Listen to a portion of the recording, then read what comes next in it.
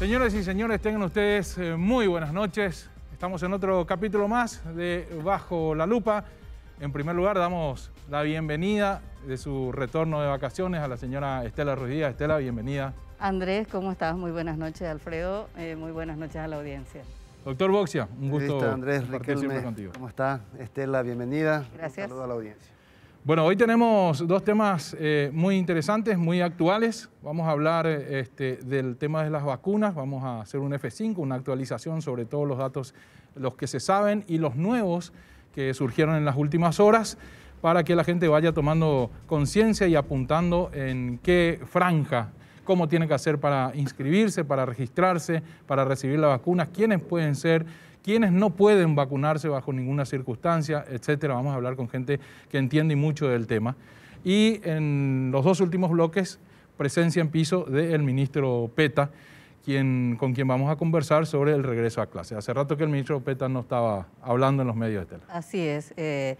Un tema que sigue generando dudas, sobre todo en muchos padres, cuando hablamos sobre todo de educación pública y la cantidad de escuelas que no están en las mínimas condiciones siquiera. Sabemos que es una carencia de décadas, pero de todos modos, bueno, una escuela hoy que no tenga lavatorio, que no tenga condiciones mínimas, no puede tener clases presenciales. Así es, no vamos a poner en riesgo la vida de los niños bajo ninguna circunstancia, dijo Robert Cano en las últimas horas cuando se le apuntó que algunos colegios estaban cayéndose literalmente, doctor. De eso hablaremos con nuestros invitados hoy. Semana tranquila, que terminó con un sábado de pugilato que se convirtió en el tema de conversación de hoy domingo, un soquichuchi. Yo creo que anoche ya empezó la viralización del video y hoy continuó en el asado. Están hablando del escrache a Juan Ernesto Villamayor en un restaurante céntrico.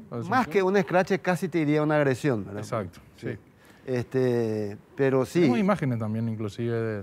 Pero yo creo que todo el mundo, desde como dijo Estela, desde la madrugada estuvo mirando estas imágenes, intentando identificar a los autores, a ver quién comenzó qué, quién dijo qué. Claro.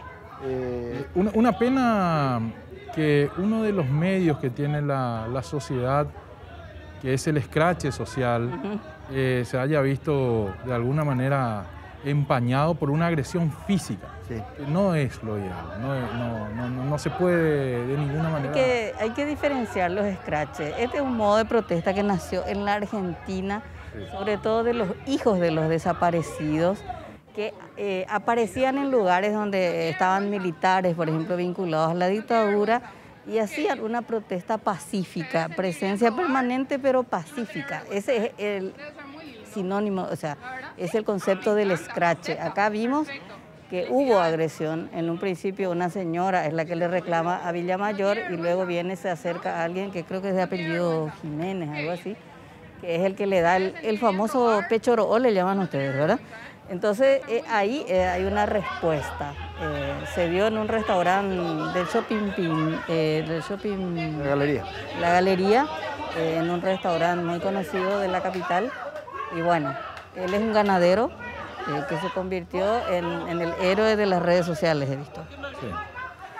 Sí, por eso digo, el escrache social es una herramienta de protesta para la ciudadanía que de otra forma no tendría posibilidad de decirle lo que piensa al político de turno, pero toda agresión física va mucho más allá y es condenable, ¿no? Así es. La otra noticia, la muerte en Argentina de Carlos Menem, a los 91 años de edad, un hombre que marcó una larga década importante del pasado reciente argentino. El peronista neoliberal.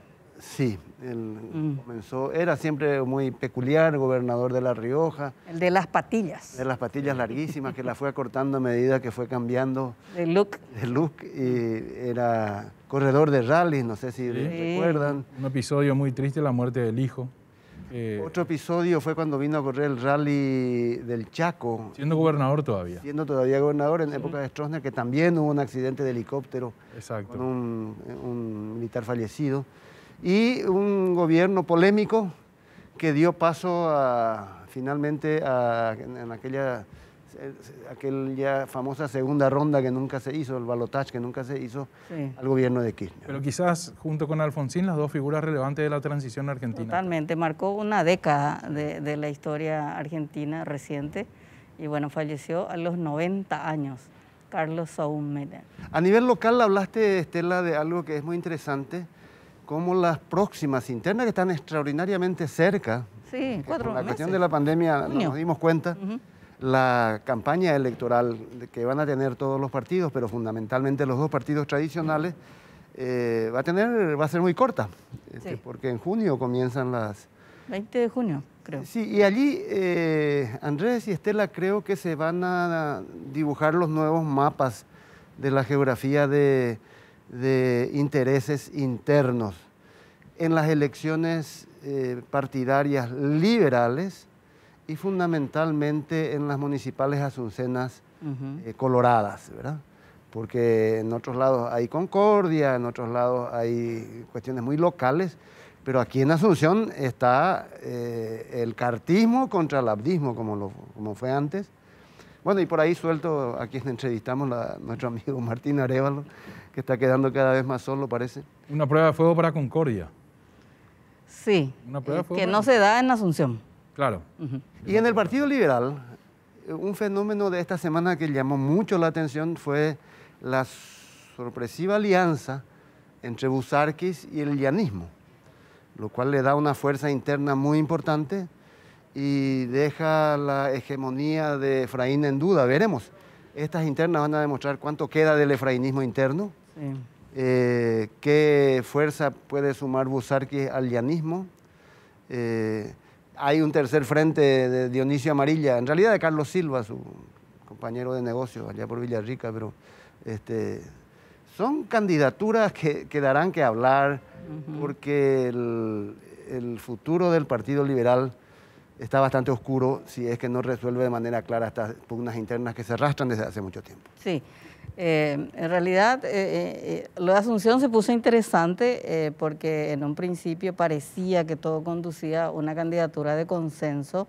Recordemos que el operativo Cicatriz y que deriva en el movimiento Concordia, es decir, hay una decisión política de Horacio Cartes y de Mario Abdo Benítez de no usar, que ninguno use la chapa cuando hay una candidatura de consenso, por eso se llama Concordia. Esto no se pudo dar en Asunción. Bueno, Horacio Cartes se apresuró a apoyarlo a Nenecho, el que hasta hoy en las encuestas está muy bien posicionado, pero en ese momento jugaba solo, es decir, se hizo una encuesta con candidaturas como la de Ullón, Arévalo y Daniel Centurión, pero en ese momento digamos que no había una decisión aún de esas personas de competir realmente. Entonces esa es una encuesta equívoca. Ahora sí recién vamos a ver la verdadera campaña.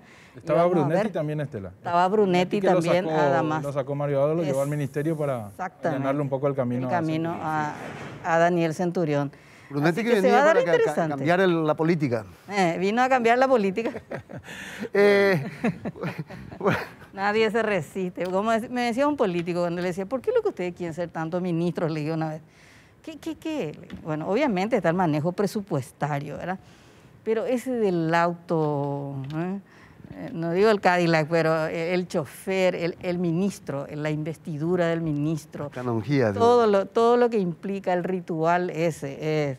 Pero no deja de ser una manera. Un eslabón importante en la carrera de un político, ¿verdad? Ser ministro, después ser claro. diputado, senador. Solamente que en el caso de Brunetti, ¿cuál fue la desazón, por llamarlo de alguna manera? Porque tanto Brunetti, que yo creo que también como Nenecho, traspasaban la frontera netamente partidaria en la simpatía de la gente. Y en este caso, los dos me parece que perdieron eso ahora. Y finalmente Nenecho, que era independiente, que les dio un portazo a Cartes y a Marito aquella vez para suceder a Mario Ferreiro, finalmente se convierte en el candidato de Cartes, que no es lo mismo que ser candidato de Marito, les diré. Ahí la regla la baja Horacio Cartes. Cartes es un candidato en el Partido Liberal también. Porque ahora será interesante ver cómo Busarquis empieza a trastrabillarse con sus declaraciones anteriores sobre el cartismo. Y será también interesante ver cómo los medios de Cartes lo tratan ahora a Busarquis. Y habría que ver, hay que leer la prensa del grupo Cartes para entender hacia dónde va su predilección en otra área que no sea la del Partido Colorado. Ya no siempre es titular en los periódicos o en los medios de Cartes, así que vamos a ver. No, sería un panorama hegemónico, digamos. Pero para el efrainismo, todo aquel que está en contra sí, también es cierto. Es un enviado de Cartes. Claro. Pero para el efrainismo sería que Cartes ya compró un partido y ahora tiene alquilado la mitad del otro. Y hablando del efrainismo, mañana a las 11, hoy comunicó el Partido Liberal Radical Auténtico que mañana a las 11 hay una conferencia de prensa en donde institucionalmente se va a dar a conocer la estrategia o la posición del partido con respecto al encarcelamiento de su presidente, el doctor Efraín Alegre. ¿Le parece si vamos a una pequeña pausa y después nos metemos en los dos temas? Que ahí está justamente, este es el comunicado avisando que mañana a las 11 hay una conferencia de prensa donde se va a poner... He visto también que remitieron denuncia a la Corte, a la Comisión Interamericana de Derechos Humanos, claro, y otros organismos internacionales. Esto en respuesta a la posición desfavorable para el partido con respecto a la acción de inconstitucionalidad que habían presentado, y la Corte Suprema dijo no, y entonces en respuesta a esto es la conferencia que mañana vamos a escuchar a partir de las 11 y va a marcar probablemente el tenor, el termómetro de los próximos días en materia de política. Andrés, ya están ahí nuestros invitados, sí, señor. Mis colegas. Muy bien, vamos a una pausa y a la vuelta comenzamos a hablar del tema de las vacunas. 3 profesionales de altísima calidad con quienes vamos a informarnos acabadamente de ese tema. Volvemos. Muy bien, estamos en este bloque con 3 profesionales médicos. La doctora Viviana De Gea del Ministerio de Salud, ella es directora de enfermedades transmisibles.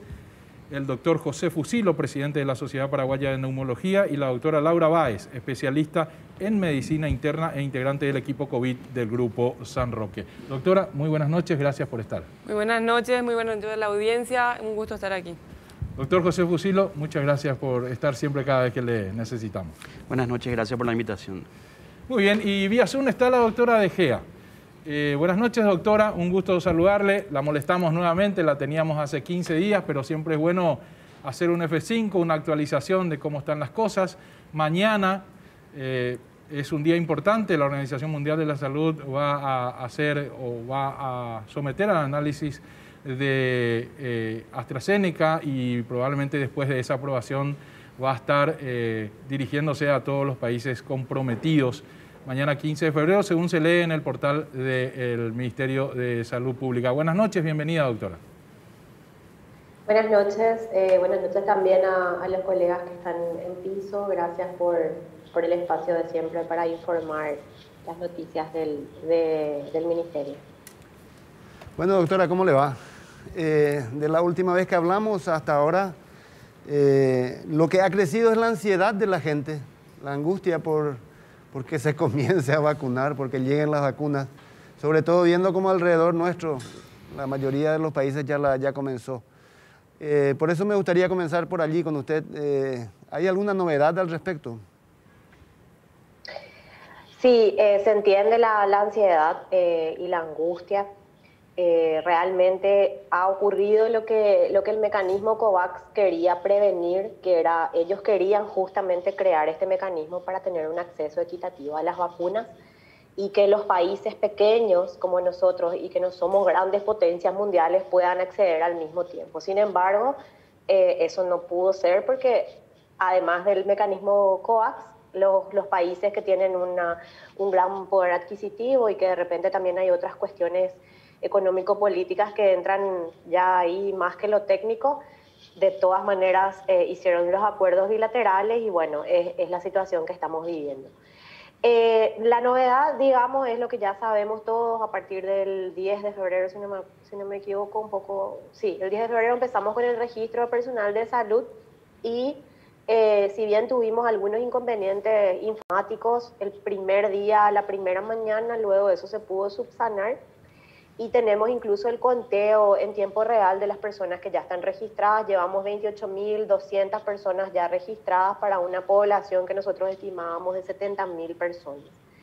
Seguramente cuando haya fecha confirmada de llegada de las vacunas, este número va a crecer un poco más incluso. Esa parte, Y nada más. doctora, ese mismo sistema se va a aplicar con la gente. Uno tiene que ingresar, a anotarse, a inscribirse. Así mismo va a ser. De hecho, que ya se puede visualizar en la página del ministerio el otro recuadro o botón donde la ciudadanía va a hacer clic y va a tener su formulario de inscripción también. De momento es el único sistema para acceder a las vacunas. ¿Por qué? Porque esto es algo voluntario. La persona tiene que acceder y con estas vacunas que son tan especiales y de tan difícil acceso para los países, en este año no va a ser posible hacer esas campañas de vacunación casa por casa como conocemos de otras campañas. Entonces, ¿Y cómo, hay algunas... Sí. ¿Y cómo hacemos con las personas que no tienen acceso a internet, que no tienen celulares con la smartphone, diríamos, que puedan anotarse? Estoy hablando de sectores vulnerables, de extrema pobreza, que quizás quieran vacunarse, pero no pueden inscribirse. Sí, estamos nosotros viendo cómo esto va a ser por etapas y las dosis van a llegar de forma seguramente muy fraccionada. Ahora lo que vamos a hacer es, bueno, o sea, se hizo la primera, no es prueba, pero se hizo de la primera manera que hicimos con el personal de salud, ¿sí? Y entonces ya se han podido detectar necesidades o necesidades de comunicar de alguna manera mejor o problemas propios de la plataforma informática. Bueno, cuando culmine la vacunación con el personal de salud, vamos a tener obviamente una retroalimentación y vamos a ir desarrollando a lo mejor otras estrategias. Siempre este va a ser el mecanismo, pero se podría dar alguna otra solución para estas personas que mencionas. Por ejemplo, y esto no está definido, o sea, es un ejemplo nada más que voy a dar. Por ejemplo, se le podría encargar a la USF de la zona que haga el censo de sus personas vulnerables y que visualice de alguna manera quiénes van a necesitar ayuda para hacer el registro. Sí, esto, como digo, no está definido, es un ejemplo nada más. Otro ejemplo de lo que podríamos hacer es habilitar un número de teléfono, así como el call center que existe hoy, pero otro, para exclusivamente las personas que necesitan asistencia para el registro. Siempre se tiene que hacer el registro a través de esta plataforma. Lo que puede haber es algún tipo de solución para estas personas que no tienen cómo hacerlo, ¿sí? Pero lo vamos a ir anunciando y la única forma de que esto sea real va a ser si está anunciado a través del ministerio y de alguna manera también colgado en la página. En este momento no hay llamadas, no sirve llamar al 154 porque no van a hacerles el registro, no hay llamadas de que desde el ministerio te llamen para reservar dosis, eso no existe, solamente a través de la plataforma. Doctora, finalmente hay un orden de cómo la gente se va a ir vacunando. Primero los trabajadores de la salud, en segundo lugar aquellos mayores de 60 años que tengan riesgo mayor. Y cuando uno lee las estadísticas, dice 1.321.000 personas, que son las personas que están en condición de riesgo de salud subyacente, y 720.000 personas adultos mayores, más 70.000 trabajadores de la salud. O sea, ahí estamos hablando de 2.100.000 personas. Para eso se necesitaría 4 millones de dosis. Sin embargo, las que van a llegar inmediatamente son 300.000 del mecanismo COVAX y 1 millón de las Sputnik que vienen de Rusia, que están comprometidas para febrero y marzo. Hasta que esto no se vaya al siguiente nivel, que son las 2 millones de vacunas siguientes, la población fuera de estos 3 grupos que cité no se va a vacunar todavía. Estamos hablando de prácticamente mayo. Sí, así es. De hecho que el plan de Paraguay de vacunación está estructurado de las formas que están estructurados todos los planes nacionales, o sea, todos los planes en el mundo, digamos, ¿verdad?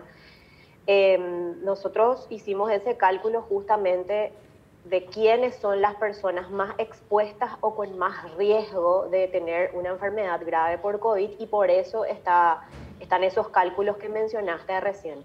Son 70.000 personales de salud, 720.000 más o menos personas mayores de 60. Ahí también hay que aclarar que cuando uno, o sea, la población mayor de 60, da igual si tiene o no tiene alguna patología de base, entra igual en ese grupo prioritario de etapa 1 porque son aquellos que presentan cuadros graves y mayor riesgo de desenlace fatal cuando hacen una enfermedad por COVID.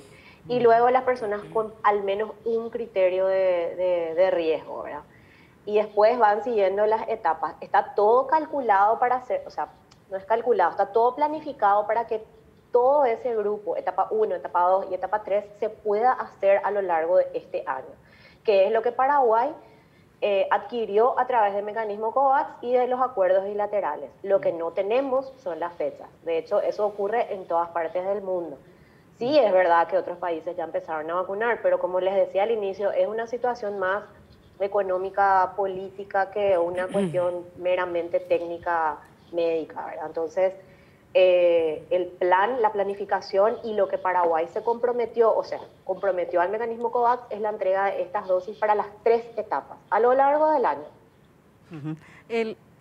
¿Cuántos por día es el plan de vacunación? ¿Cuántas personas por día creen que pueden vacunar? Y esto va a depender mucho de las dosis que lleguen finalmente. ¿Por qué? ¿Qué pasa? Nosotros, si habilitamos todos los vacunatorios que están destinados para COVID y habilitamos todas las brigadas de vacunación disponibles también para COVID, respetando ese intervalo de tiempo que necesitamos, que es de 30 minutos, porque 30 minutos debe quedarse la persona que ha sido vacunada para una observación. Podríamos vacunar una gran cantidad de personas, pero si viene o sea, va a depender de la dosis. Nosotros vamos a ir habilitando vacunatorios y brigadas de vacunación de acuerdo a la cantidad de dosis que recibamos. Si es una gran cantidad, podríamos habilitar más como para terminar en una semana, no sé, lo que llegue. Pero si vienen pocas, también, o sea, no es necesario acabar en 2 días la vacunación, por decir así, y que la gente todo rápido entre, venga, salga. O sea, es mejor, vamos a ir definiendo de acuerdo a lo que llegue también, ¿verdad? O sea, fíjense, a la mínima, utilizando un vacunatorio con una brigada, probablemente podemos vacunar 4.000 personas en un día. Y esto se puede multiplicar de acuerdo a las brigadas que se activen y los vacunatorios que se vayan activando, sin salirnos de los vacunatorios oficiales que se han habilitado para COVID para este primer momento. Una última cuestión, doctora. Los maestros y maestras que van a estar expuestos a un nuevo flanco de contagio, que son la apertura de las escuelas, no están previstos en ninguna de las etapas como un grupo prioritario, ¿no? Están previstos, de hecho, en varias etapas, porque en la etapa 2, que entra personas entre 18 y 59 años con patología de base, dentro de eso otra vez se va a priorizar a los maestros, maestras, como mencionás, con patologías de base. O sea, si bien van a registrarse todas las personas, trabajen de lo que trabajen o no trabajen, con patologías de base, igual se va a hacer un filtro otra vez por los docentes que tienen alguna vulnerabilidad. Y luego les vuelve a tocar en etapa 3, incluso siendo sanos, por ejemplo, ¿verdad? O sea, están contemplados en esas 2 etapas. Doctora, muchísimas gracias por su participación. Fue usted muy amable. Gracias a ustedes. Buenas noches. Muy bien, la doctora Viviana De Gea. Ella es directora de Enfermedades Transmisibles del Ministerio de Salud con toda la actualidad de las vacunas. Doctor. Estamos hablando de las 2 personas o 2 de las personas que estuvieron más cerca del COVID en este año en Paraguay. El doctor José Fusilo desde el INERAM y la doctora Laura Báez desde un centro privado en San Roque. Es decir, desde el sector público y desde el sector privado, las 2 personas que probablemente más COVID vieron y trataron en Paraguay. Cuéntenos esa experiencia, doctor. Bueno, recién comentábamos con José la experiencia y le dije yo, ¿será que nosotros dimensionamos al inicio de todo esto cuán grande iba a ser nuestra experiencia? En realidad, cuando arrancábamos la campaña COVID, En mi caso, a nivel privado, era un desafío, pero totalmente desconocido. Era invaluable saber hasta dónde íbamos a llegar. Hoy cerramos un año 2020 con 1.200 pacientes más o menos atendidos a nivel del grupo en el que yo trabajo, que es el Grupo San Roque. Y bueno, sigue latiendo ese grupo siempre, seguimos trabajando arduamente, no paran los pacientes y es un día a día que hay que pasar, que hay que sobrevivir. Hay que dar altas, cada alta es una victoria. Perdón, que hable el doctor Fusillo y luego a la pregunta. Bueno, sí, lo mismo. Creo que ya nos ha tocado en varias ocasiones hablar sobre la experiencia y sí, a nosotros nos ha tocado desde febrero del año pasado planificar primero todo lo que es aprender de vuelta a algunos conceptos que no se nos habían enseñado en la facultad, que son los conceptos de bioseguridad. Es decir, la medicina preventiva es uno de los grandes problemas en los currículum médicos actualmente. Ahora sabemos que hay otros más, pero que categóricamente no habíamos olvidado básicamente en la práctica médica la importancia del lavado minucioso de manos, del uso del tapabocas. Nosotros los que trabajamos en Irán, el uso del tapabocas lo tenemos más o menos implementado por la tuberculosis, que hace mucho tiempo la venimos viendo de cerca día a día. Entonces sí, fue toda una reingeniería de vuelta, meter el chip en todos los colegas de la importancia de perder más tiempo en hacer un uso correcto de los equipamientos de bioseguridad que en aquel momento no sabíamos siquiera si iban a ser suficientes. Entonces hemos pasado por todas las etapas de incertidumbre, de penurias, de tenerlos todos los medicamentos e insumos, de no tenerlos como ahora. Entonces creo que venimos arrastrando esto con un cansancio y un hastío también importante, porque creo que esto nos ha jugado mentalmente no solo a los pacientes, sino que también al personal sanitario, no solo a los médicos, sino que a todos nosotros, ¿verdad? Hay una diferencia fundamental entre el sector privado y el sector público. El sector público siempre es un mar de lágrimas por las carencias, por la falta de recursos. ¿Eso en el sector privado no existe o también existe? En el sector privado también tenemos un escenario cambiante. El paciente acude al centro privado, el paciente busca ayuda, se le brinda la ayuda, pero hay que saber que el paciente también, en la mayoría de los casos, tiene medios limitados, no ilimitados. Esta es una enfermedad que genera altos costos para el paciente, sobre todo porque el equipo de bioseguridad es costoso, la medicación es costosa y la desesperación de la familia y del paciente siempre está ahí a la luz del día, ¿verdad? Entonces, claro que no es ilimitado, es limitado y los límites pone el paciente, pone la capacidad que tiene el paciente de poder solventar esos gastos. Claro, el problema existe, pero la diferencia, diríamos, o sea, tuvimos siempre muchísimos casos de que desesperados los pacientes piden ir al sector público. Hemos tenido experiencias con el COVID. Y otro tema, el tratamiento de la enfermedad. Entiendo que en el sector privado se usa el Remdesivir, creo que se llama, doctor Boxia, ¿verdad? Pero eso no se usa en el sector público porque es un medicamento bastante caro. Entiendo que es así. Sí, es un medicamento costoso que ronda los 1.800.000 por ampolla. Un paciente COVID internado que requiera de esa medicación necesita de 6 ampollas de esa medicación. ¿Por día? No, en total. El tratamiento son 6 ampollas.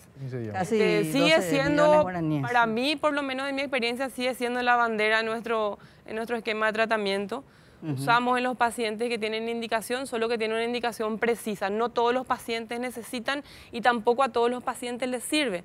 Hay un punto en donde el medicamento tiene validez. Pasamos ese punto y tampoco, ¿verdad? Dependiendo de los días de evolución de la enfermedad y dependiendo también del grado de gravedad que tenga ese paciente. En la medicina paraguaya el sistema público y el sistema privado son dos sistemas que no se miraban. Estaban ahí cerca, pegados, pero por primera vez COVID hizo que haya un flujo en los dos sentidos. Como vos decías, doctora, el costo hace que muchos pacientes que empezaron en el sector público busquen salida en el sector privado, pero vayan al público. Y por primera vez veo también el fenómeno de que quieren ir al público porque se sienten más seguros allí, algunos de ellos, ¿verdad? Porque hay más experiencia. Por primera vez la medicina pública tiene una buena imagen ante la gente. También se dio a la inversa. Cuando se llenaron las camas de terapia del sector público, se empezaron a ir pacientes por el convenio del ministerio al sector privado. Y eso me parece muy que probable, ojalá sea una metodología que venga para quedarse. Ahora, en la pausa decían ustedes con una sonrisa que no sé, ojalá que dure mucho, eso sí, que seguimos invictos. Ninguno de los dos, pese al contacto cotidiano desde febrero con pacientes con COVID, se ha contagiado. Pero seguro que han visto a muchos colegas, enfermeras y enfermeros que, pese a todos los cuidados, han caído, ¿verdad? Sí, es el día a día, es seguir venciendo todos los días al virus y tratar de mantenernos invictos, ¿verdad? José y yo hasta ahora no tuvimos la enfermedad, veníamos comentando eso.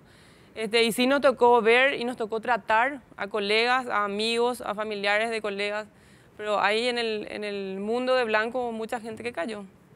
Así mismo, sí, nos tocó ver, tratar y ver morir también a algunos colegas y amigos, ¿verdad? Que es lo más difícil. Creo que ahora mismo tenemos colegas, muy amigos, compañeros de trabajo que están peleándole en la terapia intensiva en muy grave estado.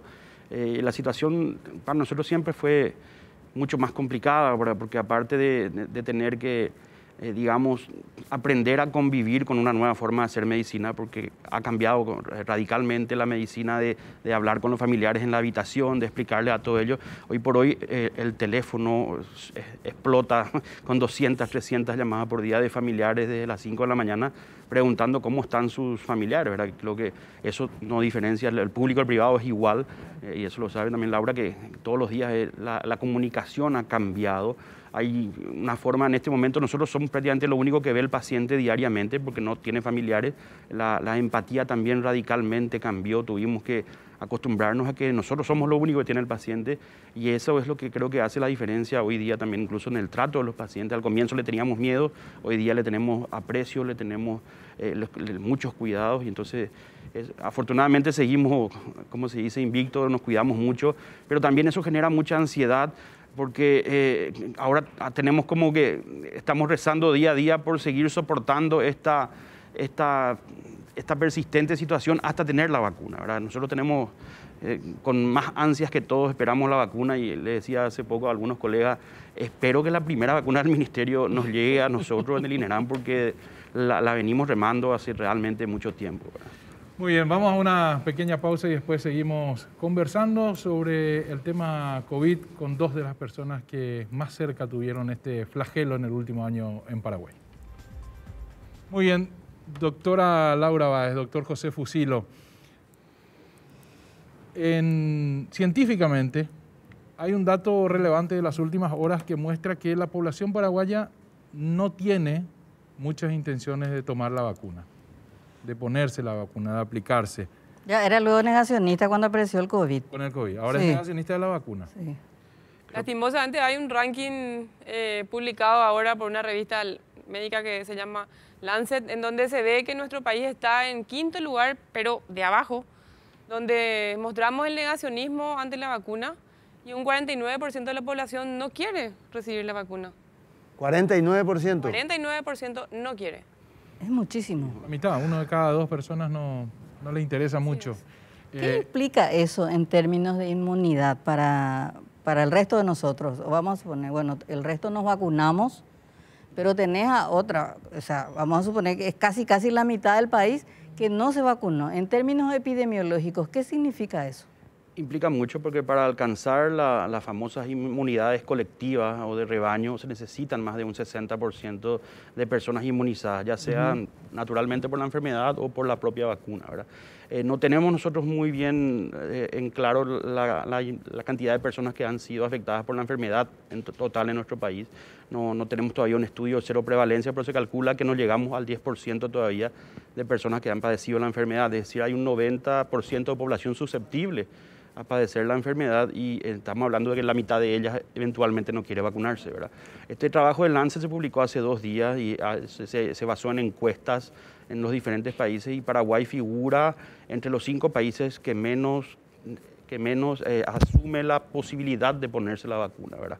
Entonces, justamente le había pasado recién un gráfico que muestra cómo, por ejemplo, Vietnam, que es el país que mejor está llevando la pandemia. Ahí está, ahí tenemos al aire, doctor.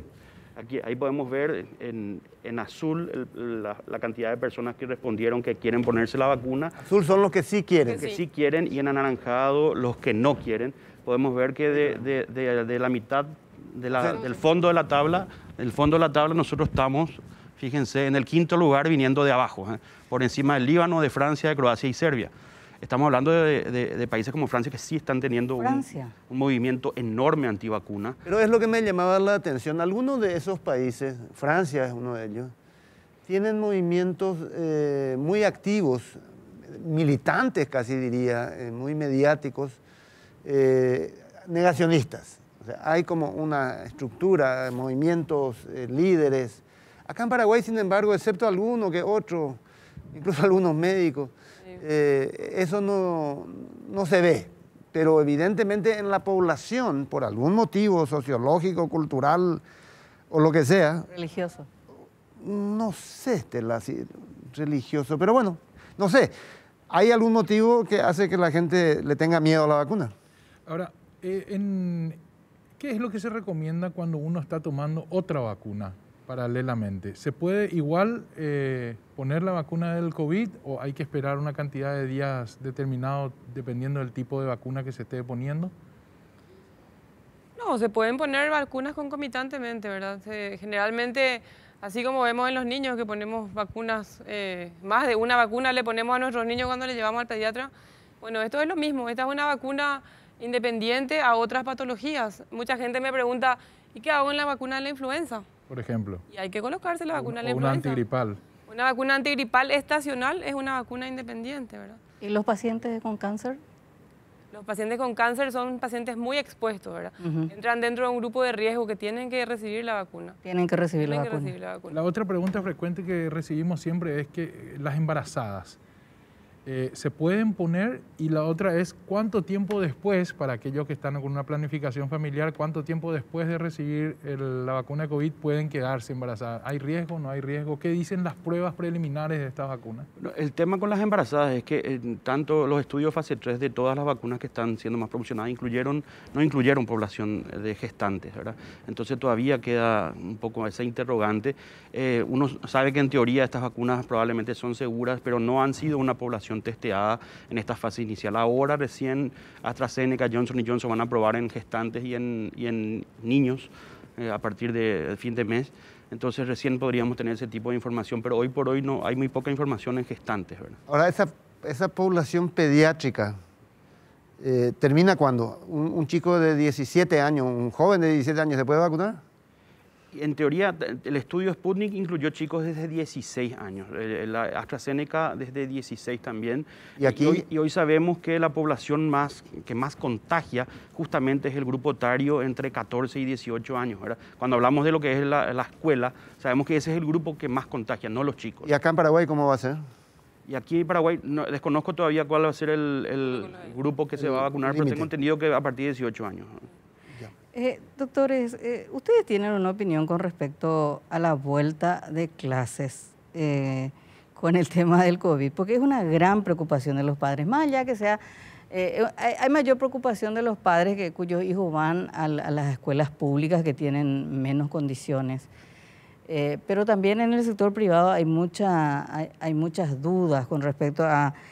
Y me dice acá una persona, me dice, ¿cómo si países como Alemania, Gran Bretaña, Italia, Francia están encerrados todavía? ¿Por qué nosotros ahora vamos a enviar a los niños a las escuelas? Pregunto. Claro, sí, son las mismas preguntas que nos hacemos todos, ¿verdad? Pero en verdad las lógicas comparativas entre países hoy por hoy no son iguales, ¿verdad? Alemania, no tienen relación directa. Claro, nosotros tenemos la posibilidad de mantener las puertas y las ventanas abiertas. Alemania tiene 3 grados a 6 grados bajo cero en este momento, cosa que es imposible sostener. Nosotros necesitamos que haya ventilación. Hoy por hoy, hace poco yo lo mencionaba, hoy por hoy hay que priorizar la ventilación a la tan mentada desinfección. A mí me es más importante que tengas 3 ventanas abiertas y una puerta abierta antes que estar entrando cada rato a limpiar las mesas y todo eso, que eso se soluciona con el lavado de manos. Entonces es allí donde tenemos que insistir. Sí sabemos que hay escuelas que no están preparadas, que de seguro no están preparadas, y la situación epidemiológica en nuestro país sigue estando, según los propios medidores de riesgo de la CDC, en un alto riesgo. O sea, nosotros hoy por hoy estamos rondando más de 20, 22 casos por cantidad de test realizados en nuestro país. Tenemos 22% de positividad y tenemos 158 por 100.000 personas infectadas en el país, ¿verdad? Entonces estamos hablando de una situación de riesgo epidemiológico alto, y si a eso le sumamos que los hospitales públicos están teniendo una carencia enorme de medicamentos. Nosotros habíamos hablado al comienzo que la única droga que ha tenido eficacia comprobada en reducir la mortalidad es la dexametasona. Hoy no la tenemos en los hospitales públicos, ¿verdad? La segunda droga importante que necesitamos es la enoxaparina para la anticoagulación. Tampoco la tenemos. Nosotros estamos haciendo una reestructuración de los conocimientos, estamos usando heparina sódica, otras dosis, estamos utilizando otros corticoides que no son exactamente de potencia similar a la dexametasona. Es igual, afortunadamente nos está yendo bien, pero hay muchas limitaciones que hay que reconocerlas y que esa es la realidad del sistema público, que estamos hablando de un sistema de ampliar una burbuja. Se va a ampliar una burbuja. Hoy tu burbuja no sos más vos que te vas al trabajo, sino que es también tu hijo que se va a la escuela. Le agrego, doctor, a los medicamentos que acaba de citar el doctor Fusilo, doctora, el atracurio. Hablábamos el domingo pasado de una falta total de esos medicamentos en los hospitales públicos. No así en los privados. ¿Ustedes no adolecen de falta de esos medicamentos? No tenemos falta. Por suerte tenemos stock y es suficiente para la demanda que tenemos de pacientes. La diferencia también, la demanda de pacientes del sector privado. En cantidad. En pacientes ventilados. En pacientes ventilados, son muchas ampollas. Hay un tema que lo hablábamos el domingo pasado con el viceministro de Salud, que incluso los laboratorios que ganaron la licitación para proveer al ministerio no lo están haciendo.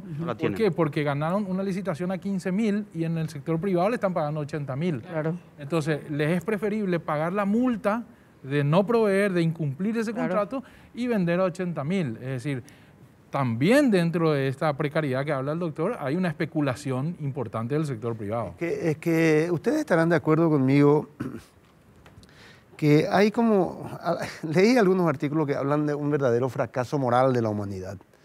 Porque sobre todo de Occidente. Sí, es muy complejo el tema, pero está acaparando la vacuna. En la geopolítica de las vacunas se sabía desde el comienzo, es decir, desde diciembre del año pasado, de enero del año pasado, que se iba a llegar a este momento de que se produzcan y las vacunas existan y tengan que ser distribuidas. Los organismos mundiales, los organismos internacionales intentaron, regionalmente COVAX, a nivel mundial también, intentaron que haya alguna equidad entre los países pobres, los países periféricos y las grandes potencias. Y finalmente hay que reconocer que hay un fracaso. El mapa de las vacunas es el mapa de la desigualdad humana, es increíble. Los más ricos acapararon más de lo que necesitaban incluso el número de vacunas, y nosotros como país periférico y otros tantos, por ejemplo, buena parte del África sufre la penuria de no poder comenzar a vacunar. Canadá, por ejemplo, compró 3 veces más vacunas de las que necesita. Sí. Y se comprometió a donar después los que le sobren, las que le sobren. Después de la pandemia. Después de la pandemia y cuando sobre. Ese dato que ustedes dieron hoy, que el 49% de la población paraguaya, que no es un dato oficial de Paraguay, sino de una revista científica, viene a ser una suerte de solución para el ministerio. Porque fíjense que el ministerio compró 4.200.000 dosis del mecanismo COVAX, 2 millones de un laboratorio privado y 1 millón de otro. Estamos hablando de 7.200.000 dosis. Y si consideramos que son 2 dosis por persona, estamos hablando de 3.600.000 personas, que es la mitad de la población paraguaya. Pero no va a solucionar, Andrés, porque... va a tener un problema... Claro, de ahí la no obligatoriedad de la vacuna. Claro. Y cuando me preguntan, yo siempre le digo... Pero calza justo el 50%. La vacuna no tiene que ser obligatoria. Yo creo que la vacuna es un privilegio. O sea, tener hoy una vacuna va a ser un privilegio y la gente tiene que entenderlo así. La vacuna junto al agua potable han sido los 2 eventos que han cambiado la historia de la medicina. He visto que hay países en Europa, creo que Gran Bretaña es uno de ellos, que las empresas privadas ya aclararon, o sea, sacaron sus propios reglamentos diciendo el que no está vacunado ya no trabaja en esta empresa. O sea, más allá de que la vacuna no es obligatoria, las empresas privadas le obligan a sus empleados a vacunarse. Ahora, hay mucha gente mirando este programa y preguntándose, pero... ¿hay realmente un peligro en recibir la vacuna? Mira, en este momento, al día de hoy, hay más de 22 millones de personas vacunadas en el mundo y han sido reportados 84 efectos colaterales. Estamos hablando de menos de una reacción adversa leve por millón de vacunados en el mundo. Sí, son diferentes vacunas, diferentes realidades, etcétera, pero aún así el riesgo de tener un efecto colateral hoy más o menos está 1 en 180.000 probabilidades de tener. Sin embargo, el riesgo de morir por COVID está en 2%, o sea, 2 de 100. Claramente hay una diferencia enorme entre tener la enfermedad y tener la vacuna. Es como que te digan, ¿vos preferís chocar con cinturón o sin cinturón? Hablando de COVID, hay mucha gente que, bueno, en un principio cuando empezó esto y cuando empezaba el negacionismo, cuando empezó a afectar el área económica sobre todo, decían, no, es mejor que tengamos todos COVID, así tenemos inmunidad de rebaño, ¿verdad? Médicamente, ustedes pueden decir, ¿es mejor tener COVID o no? Y es una ruleta rusa en la que entra el paciente. Comentábamos en la pausa que tener COVID implica jugarte a esperar los 10 o 14 días, estar pendiente de lo que pueda pasar con la evolución de la enfermedad. Todos los pacientes sueñan con tener la enfermedad sin tener síntomas, dicen en el consultorio, ¿verdad? Sin embargo, el que tiene y el que pasa mal puede contar que no es tan fácil esa evolución. Así es que en mi criterio es mejor tratar de no tener la enfermedad. Y el ejemplo científico es el modelo sueco. Suecia fue un país que decidió afrontar sin restricciones ni sin medidas de ningún tipo la pandemia y ha tenido que reconocer ya hace un tiempo atrás el error. Ellos han eliminado prácticamente una generación. 1 de cada 17 adultos mayores de 65 años fallecieron en Suecia. Entonces, estamos hablando de un fracaso epidemiológico de los más grandes de la historia. En llevar una postura que les costó, o que les va a costar políticamente también probablemente al partido de gobierno, como le costó a Donald Trump en Estados Unidos, ¿verdad? El que ya tuvo COVID, ¿en qué grupo está de las prioridades que tiene el gobierno? ¿Tiene que vacunarse? ¿No hace falta que se vacune? ¿Está inmunizado por un tiempo? El que ya tuvo COVID, la primera pregunta que te hace es, ¿me tengo que poner la vacuna? Claro. La respuesta es sí. Tienen que esperar un periodo de tiempo desde que tuvieron la enfermedad, tienen que pasar unos 3 meses y ahí van a necesitar una dosis de la vacuna. Una sola. Una sola dosis. Ahora, ese paciente sigue estando dentro del grupo que le corresponda. Por ejemplo, dentro del rango etario se respeta al paciente adulto mayor que si ya tuvo, igual entra en el grupo de riesgo y debe colocarse la vacuna cuando le toque en el protocolo ministerial. Y así también los pacientes más jóvenes y demás, ¿verdad? O sea, se sigue respetando el criterio de riesgo que tenemos nosotros como protocolo. Se está empezando a abrir un nuevo escenario con la apertura de las escuelas, completamente distinto. Es una población enorme que estaba en su casa protegida, que no salía, que ahora va a estar en contacto con sus maestros y con la familia. Hace una semana más o menos, la Sociedad Paraguaya de Infectología envió al ministro de Educación, Eduardo Peta, una serie de interesantes recomendaciones para el ministerio con respecto a esta situación. Y hay una frase que me parece muy importante. Los infectólogos del Paraguay dicen que la evidencia reciente ha demostrado que tanto niños como adultos son igualmente susceptibles de infectarse y con una probabilidad de transmitir el SARS-CoV-2 similar. Es decir, los niños tienen la misma carga viral. Los niños pueden tener cuadros más leves, son más asintomáticos. Sí, pero son vectores. Pero son vectores iguales que los adultos. Sí, así mismo. Y el gran problema va a seguir estando en la casa.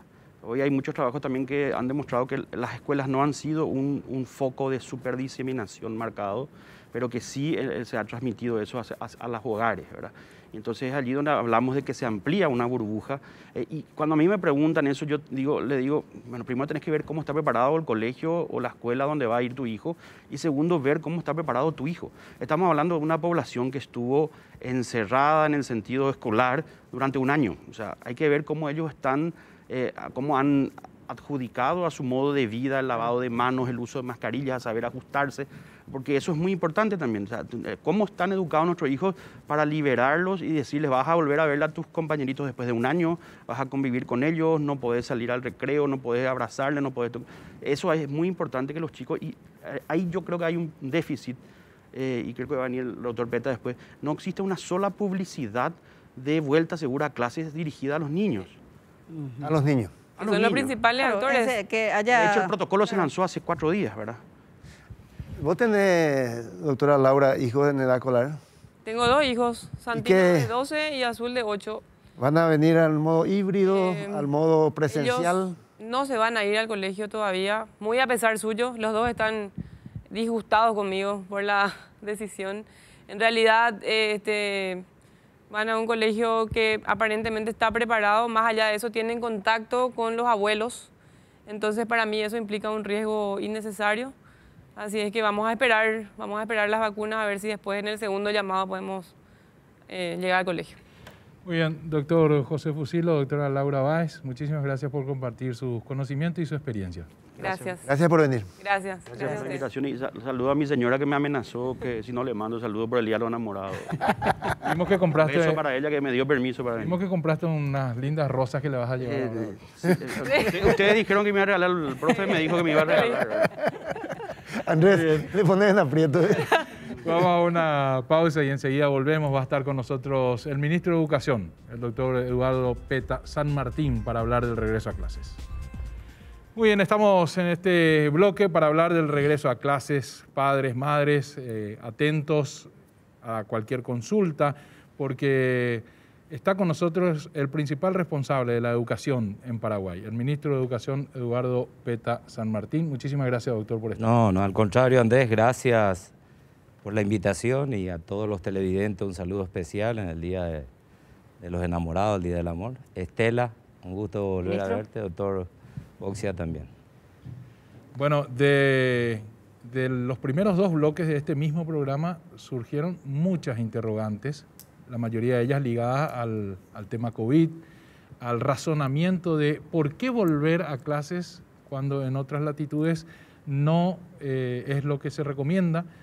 Dice el doctor Fusilo, no se puede comparar una sociedad con otra. En este tema del COVID son experiencias absolutamente diferentes, no se puede aplicar directamente. Y bueno, ¿cuál fue en primer lugar ese razonamiento? ¿Por qué el ministerio cree que los niños deben volver a clase? Primero porque los expertos mismos, la Asociación Paraguaya de Pediatría, otros expertos, los pedagogos, señalan que a nivel mundial tuvo un impacto muy fuerte la educación con el tema de la pandemia, ¿no? Incluye un modelo que, si bien es cierto estaba en la ley hace mucho tiempo, se aplicaba para ciertos determinados casos la educación a distancia. Sin embargo, vino de la noche a la mañana, 10 de marzo, se toma esa decisión. Los médicos, como el doctor Boxia, cuando no le conocen a un virus, como en ese tiempo teníamos 5 infectados, un muerto creo que en ese momento, y por lo que se veía en otras latitudes, Salud Pública fue prudente en tomar una decisión y hasta conocerlo, así para hablar en un lenguaje menos técnico, hasta conocerlo mejor al virus, el comportamiento. Recordará, primero no había que usar tapabocas, después solamente los que estaban infectados, después todos. Y fue cambiando, fue un conocimiento permanente. Y la educación estaba ahí en el medio, teníamos que tomar una decisión y se cerraron las escuelas.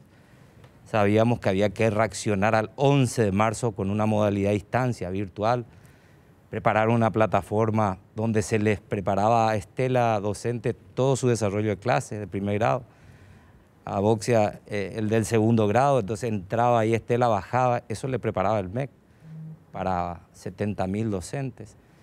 Y era toda una experiencia de educación a distancia donde finalmente toda América Latina estaba así, con la misma modalidad, la crítica que hoy se hace sobre el WhatsApp.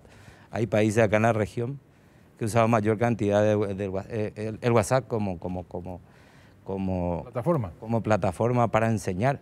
Inclusive en algunos países se enseñaba a través de mensaje de texto, a través de correo electrónico. Y vos decís, ¿cuál es la calidad de la educación ahí? Y poca, ¿no? Entonces, pero había un contacto. Entonces uno decía, el éxito que pueda tenerse en este año que fue el 2020, dependía mucho de hacer que la alumna Estela no se vaya del sistema, mantenerlo en el sistema a pesar de la distancia.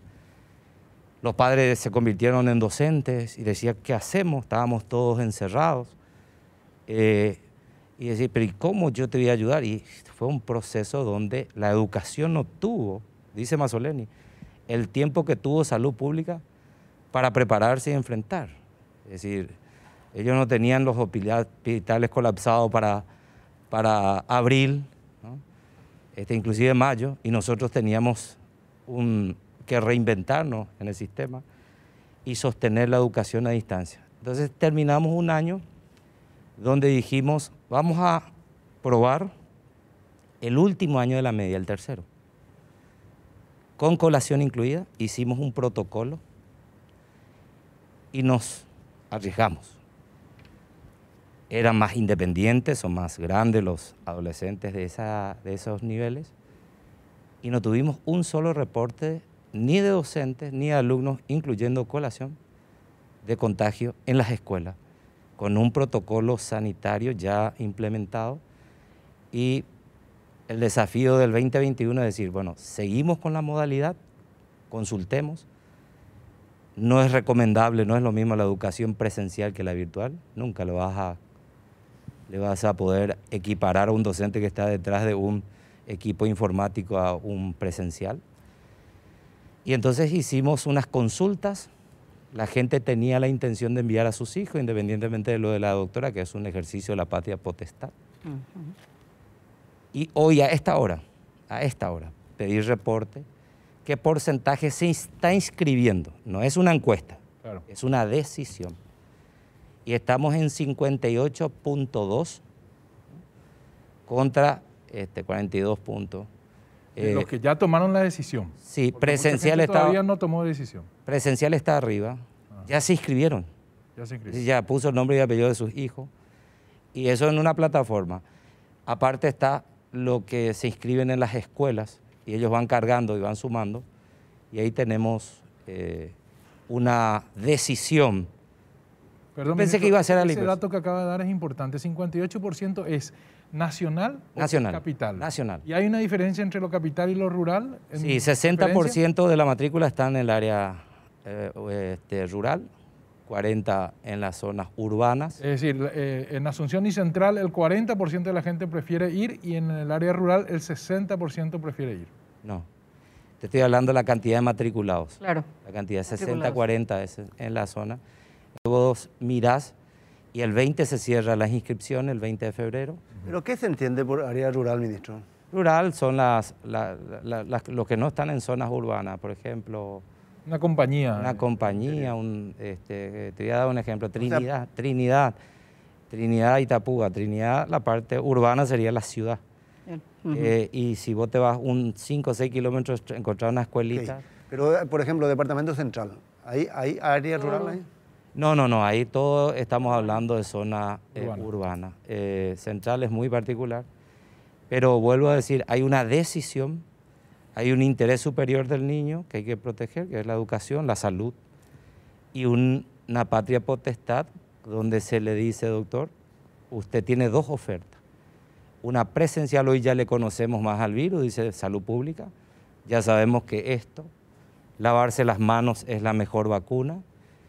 Y vos mirás hoy, y seguro que ustedes recorren Central, Capital, y vos ves los niños, están en las plazas, están en los shopping, están recorriendo porque no hay restricciones, están en sus casas, estamos sin tapabocas, los padres, los mayores vamos y volvemos, interactuamos, viajamos en un colectivo y llevamos a casa. Y al llegar a casa no es que todos estamos con tapabocas. Entonces, cuando vos mirás el aspecto del contexto social, te vas a encontrar que ahí hay mucho más posibilidad de contagio que en una escuela desde el vamos en la entrada, con un protocolo bien claro, donde se lava las manos, tiene un tiempo en cuanto a recreos, lavado de manos, alcohol, temperatura y además la escuela es un lugar de aprendizaje donde el niño, el adolescente, por imitación, por espejo, él va adoptando esto como una conducta. Y lo que va a suceder, y estoy confiado, es en que ese niño adolescente que venga de la escuela le va a venir a decir a Andrés: papá, acabas de venir afuera y no te pusiste alcohol ni te lavaste la mano. Es decir, eso sería el ideal, porque hoy así como está, no hay un reflejo probablemente, porque estamos bastante relajados. Honestamente te digo, Ministro, por solamente mirar afuera estamos relajados. Entiendo que ya tienen un protocolo, pero tenemos que hablar de las carencias. Yo sé que es una herencia, o sea, una carencia de décadas de infraestructura en educación. Y, ministro, hay muchísimas escuelas que, o sea, vemos en las informaciones que algunas están sin techo y uno dice, bueno, el protocolo para combatir el COVID pasa por la higiene, básicamente, distanciamiento, mascarillas. Y estamos hablando de salud pública, de un sector vulnerable en términos de condiciones económicas. De ver cómo hay con la gente lo yo a todos los días, la tapabocas, el alcohol en gel. Y están todas las escuelas de la República, las escuelas públicas de la República, como para, con esas condiciones y esos recursos para darle a los niños la seguridad, las condiciones de bioseguridad para que vayan a las escuelas. Yo tengo que ser sincero, y así como dijiste, esto es un problema histórico. No es que el año pasado estaban todas bien y hoy se cayeron todas, no. Como se presenta. Esto es un problema histórico de infraestructura. Fíjese, y se estableció dentro del MEC cuáles son las prioridades. Prioridades, por ejemplo, una escuela que tiene una rajadura, tiene QPI en la madera del techo que pone en riesgo, entonces, o las condiciones de baño son prioridad 1 y 2. Después vas a encontrar las escuelas que tienen de repente un revoque que se cayó por una cuestión de humedad, eso está en mantenimiento, están en otras prioridades ya por 7, 8. En realidad son 100 prioridades. En lo que es prioridad 1 y 2, nosotros teníamos datos del 2014, se levantaban los datos, y se comenzó a trabajar, ¿no? Y hoy te puedo decir, hoy con certeza, mostrarte con fotos, porque de repente eso que se está viendo en la imagen, también hay otras imágenes, ¿no? Esos pupitres que están allí, yo te puedo contrastar con toda humildad, pero yo creo que nuestros hijos merecen mejores condiciones pupitres. Entonces, hoy tenemos 800 instituciones educativas con pupitres distintos. ¿Cuántas escuelas públicas hay en el país? Y para darte un número redondo, 8.000 más. 8.000. Sí. ¿Y cuántas están en estas condiciones? Y son 5%. Es decir, yo tengo la lista de 800 y tanto. 450 para dar un número redondo. Y entonces nosotros dijimos, vamos a contarle a la gente. Y por ahí en una tapa de un diario te sale 450 no están en condiciones, pero no dicen cuántos están en condiciones. Entonces, pero ya estamos acostumbrados, inmunizados contra ese tipo de cosas. Ya no me enoja porque no. Pero hay una crítica reiterativa de parte de los gremios sobre todo, sí, y también de la prensa, lo veo en algunos editoriales, de que no se hizo nada en temas de infraestructura, de verdad, ¿no? Durante el año 2020, que no se aprovechó la ausencia de maestros y niños en las escuelas para refaccionarlas y ponerlas en condiciones. ¿Habrá escuchado usted mucho de eso? Sí, escuchás, pero es allí donde uno dice, ¿cómo vas a comunicar a la gente la verdad sobre una publicación? Entonces vos decís, ¿cuál es la estrategia comunicacional? Y lo vamos a hacer a partir de ahora, le decía antes de iniciar el programa, con una modalidad de informe, MEC informa todas las semanas, vamos a estar informando desde un lugar. Todos los aspectos de infraestructura, le vamos a invitar a los medios y necesitamos que los medios nos ayuden a contar la verdad y a contar también la realidad como esa es telaraña, eso un año nos habitó. Es decir, vos mirás eso y un año no estuvo nadie en la escuela. Se iba el director para repartir kits de alimentos escolares, por allí en zonas rurales te encontrabas con, fíjate la pintura, eso es limpieza. Eso es entrar como entraban desde el 11 de febrero todos los directores de colegios, y hoy la realidad es otra. Nosotros estamos levantando en páginas donde vos ves que eso en épocas normales, ministro, ¿cómo? En épocas normales, no sí, en épocas de COVID. ¿En qué momento del año empiezan las tareas de mantenimiento, techar las escuelas para el inicio de clases? Bueno, cuando vos tenés problemas de infraestructura, se clausura ese espacio y se trabaja. Entonces hay lo que se llama prioridad 1, donde tenés que hacer intervenciones con los intendentes y gobernadores. Nosotros en prioridad 1, para la respuesta al doctor, que decía los medios dicen esto, nosotros decimos, y podemos probar, los montos que se ha invertido en el 2020. Entonces, si yo les digo a ustedes, 1.537 instituciones educativas están nuevas, si te digo que 96 comunidades indígenas antes vivían, tenían aulas debajo de chocitas y hoy tienen colegios, 96, vos me decís, pero son 354, sí, pero antes no estaba nada, ¿no? Es decir, vamos progresivamente, antes no había nada, hoy hay 96 que tienen colegios y vos te encontrás con una prioridad 1, sin contar lo que hicieron los gobernadores que tengo acá. Los gobernadores hicieron 1.200, casi 1.201 instituciones educativas intervinieron con reparaciones o espacios nuevos. Estamos hablando de 3.000 aproximadamente en este periodo de tiempo. Es decir, doctor, si contamos desde que comenzó el COVID, marzo del 2020, a hoy, ¿cuánto invirtió el Ministerio de Educación en rubro poner en condiciones las clases, solamente, las escuelas? Sí, solamente el Ministerio nosotros invertimos 85.000 millones de guaraníes, ¿no? En este periodo 2020. ¿Que involucra a cuántas escuelas? Y son 1.537, entonces, que no estaban antes y que ahora están. ¿Cómo que no estaban? Y que no estaban reparadas antes. ¿Escuelas nuevas? Claro, o reparaciones. Te voy a decir, de estos son 2.680, uno es institución, lo que yo te estoy contando es 1.537. Que equivale a 5.281 espacios. Un espacio es un baño, un aula, la biblioteca, etc. De los cuales nuevos son 2.680 y reparados 2.601. Es decir, no quiero ser nomás muy técnico para no confundir, entonces vos tenés, y decir, ¿con qué financiaste? Bueno, con Fondo de la Excelencia, canje de deuda, transferencia de recursos al director y modalidad de contrato abierto, que se da dentro del presupuesto del MEC, que es poco, pero te da el presupuesto del Congreso y te dice, toma esto para infraestructura. Son unos 12 millones de dólares aproximadamente. Sí, aproximadamente. ¿Dónde me pasan una pregunta, ministro? Porque para mí esto es muy técnico y le consulto directamente porque yo no manejo. Me dice, las fotos que alza en su cuenta de Twitter de las reparaciones a las escuelas, si esas reparaciones fueron durante su gestión o forma parte del proyecto 672 que se inició con Marta Lafuente y seguida por Enrique Riera. No, fue así, por eso te estoy diciendo, Fondo de la Excelencia. 2014 se levantó, se hizo todo el relevamiento de datos. Relevar datos con el desorden que había en el MEC era muy difícil. Entonces le tocó a Marta Lafuente relevar datos en 3 años.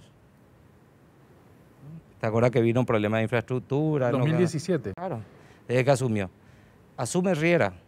Con esos datos comienza a hacer el proyecto que pasa por el Fondo de la Excelencia. El Fondo de la Excelencia le aprueba financiar y se hace el llamado. Cuando se inicia el llamado, aparece Aguilera y comienza a firmar los contratos. Y comienzan algunas instituciones a abrirse. ¿Por qué? A repararse. Y se paran porque habían comunidades que no tenían la dirección de infraestructura en la municipalidad y no le podía aprobar el plano. Claro. Después tuvimos un problema con los fiscalizadores. Después que el que te construía tuvo problema con el fiscalizador y no se encontraban. Así tomamos en el 2018. Entonces resolvimos el problema de fiscalización dándole fiscalizaciones a las universidades. Uno de estos casos es que estuvo involucrado el esposo de la viceministra. Así que tuvo trascendencia, pero cambiamos con las universidades, no con el sector privado, algunos sí mantuvimos, algunos contratos que se allanaron y comenzamos a hacer, es decir, las obras son nuestras, de poner los ladrillos hasta la teja, en ese programa que usted está mencionando, es decir, relevamiento de datos. En los demás proyectos ya es nuestra gestión que suman mucho más escuelas. Yo te estoy hablando 2020, de diciembre del 2019 a diciembre del 2020. Hay otros programas que también se habló de proyectos, reformulamos todo, que es la primera infancia. La primera infancia tenemos espacios que son 285 espacios de primera infancia. Eso ya está terminado ahora. No publicamos porque yo soy de la teoría de que no hay que hacer paladas iniciales. Yo soy de la teoría de cortar cinta. Entonces, en ese tiempo de 1 año y medio, 2, es como que vos no publicás nada y es como que no hiciste nada. Ministro, y eso se instaló. Pero primera infancia va a ser una apuesta muy grande, donde tenemos espacio de desarrollo infantil, se pueden ir, le voy a dar un dato, se pueden ir a María Felicidad al lado de la terminal, un espacio nuevo con un criterio de Montessori, que es el norte de Italia. Comenzamos a crear 17 espacios donde ese niño, y ahí está un médico, en sus primeros 1000 días vamos a apostar en alimentación, en salud, en estimulación temprana. Tenés que tener todos los profesionales contratados y preparados. Tenemos 700 docentes de primera infancia. Los espacios ya ahora estamos terminando. Febrero nos están equipando con todo el equipamiento interno. Ahí van a comer, ahí va a ir la mamá que va a dejar, para zonas vulnerables, va a dejar su niño y le vamos a atender con profesionales de la salud. Se suma al Ministerio de la Niñez con toda la estrategia. Vamos a concentrar 3 instituciones ahí, pero tenías que hacer el espacio. Eso hoy están hechos, sí, visibles, terminados, y lo hicimos nosotros. Entonces, todavía no publicamos, pero va a ser una apuesta donde esa es la estrategia, ese desarrollo cognitivo, que el niño tiene que tener sus primeros 1000 días, si no, ya no tiene problema de aprendizaje. Ministro, disculpe que le interrumpa en eso, por una cuestión de una preocupación más global, más actual. Por ejemplo, la Federación de Educadores del Paraguay va a hacer una protesta. Ellos plantean la necesidad de declarar una emergencia educativa y solicitar como una cuestión de urgencia un aporte estatal de $20 millones para solucionar los problemas. Esa es una cuestión que me gustaría tener su opinión. Pero la otra es la que con este sistema híbrido con que se van a iniciar las clases, en donde hay burbujas, los profesores también trabajan de la manera más separada posible. Los que dan clase presencial luego tienen que dar la clase virtual. Y la Federación de Educadores del Paraguay habla de que las clases híbridas producirán una explotación laboral sin precedentes. ¿Qué me dice con respecto a las dos cosas? Bueno, nosotros tenemos un lugar de debate que se llama Atiguazú. Hicimos 22 reuniones bastante extensas el año pasado. Todo el programa de evaluación, cómo se va a evaluar la primera etapa, el año pasado, y la segunda etapa, allí debatíamos con todos estos gremios. Allí se debatía con los gremios de padres, están las asociaciones de padres del sector privado, de la conferencia episcopal, es decir, todos los estudiantes. Allí se debatía. Yo recuerdo que tomábamos decisiones, inclusive uno de los gremialistas que más sale por televisión, decía, este es un momento histórico, espero que toda Latinoamérica emule cómo Paraguay se organiza, etc. Bueno, perfecto. Nos fuimos hasta el final, se aprobó el plan, hasta el final. Y parece que, no sé si se dan cuenta que pierden protagonismo cuando acuerdan con el patrón, porque esa es la estrategia de los sindicatos, ¿no? No ponerse de acuerdo con su jefe, es lo que le permite granjear con sus afiliados, y entonces es tensionar permanentemente. Nosotros bajamos los decibeles de la tensión. Entonces ahora se organizaron 3 eventos donde se planteó el plan, donde inclusive la FED presentó un proyecto para incorporar. A fin del año pasado el mismo presidente salió públicamente del MEC diciendo, aquí traemos nosotros estamos de acuerdo con clases presenciales, dijo, la vuelta a clase, y lo dijo en forma obligatoria. Y trae un proyecto. Ese proyecto lo leímos y con Salud Pública lo integramos a esto que se llama Plan de Retorno. Pero pareciera que eso es como que ellos quedan como que frente a sus asociados, afiliados, como que se vendieron al jefe, ¿no? Entonces, necesariamente tienen que hacer una movida política de ruido, es decir, estoy en contra. Es decir, pero no puede decir allá, en diciembre, estoy de acuerdo, venga y traiga un plan, donde nosotros dijimos, bienvenido, porque esa es un poco lo que queremos, que todos participen, y a esta altura del año, venir a decir, nosotros consideramos que necesitamos una apertura de diálogo. Fijamos una audiencia la vez pasada. El miércoles. Doctor, disculpe que le interrumpa. Esta es una cuestión matemática. Sí. Si un maestro ganaba X por enseñar X horas, ¿hoy va a enseñar el doble de horas por la misma cantidad o no? Te respondo. Sí. Cuando el año pasado, y le digo yo a los docentes, y los docentes son muy agradecidos, saco los gremios.